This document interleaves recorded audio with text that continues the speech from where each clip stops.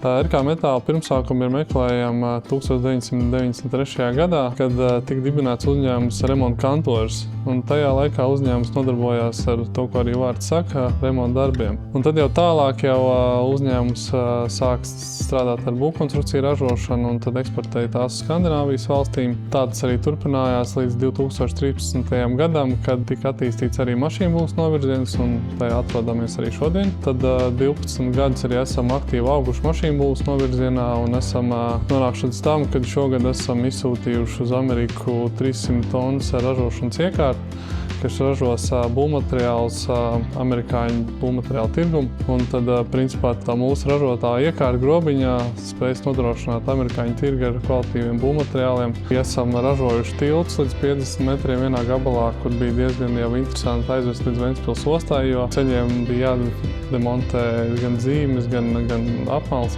Mūsu klienti ir gan Latvijā, gan Skandināvijā, gan ir arī lieli grupas uzņēmumi, kas savu produkciju piegādā visā pasaulē. RK Metāls kolektīvā ir 210 ambiciozi kolēģi, kas visos iepriekš minētajos projektos ir piedalījušies un grib savas spējas izaicināt un arī spēju to novest līdz galam ar augstas pievienotās vērtības produktiem. Kolēģi uz darbu dodās gan no rajona un arī no pilsētas Liepājas.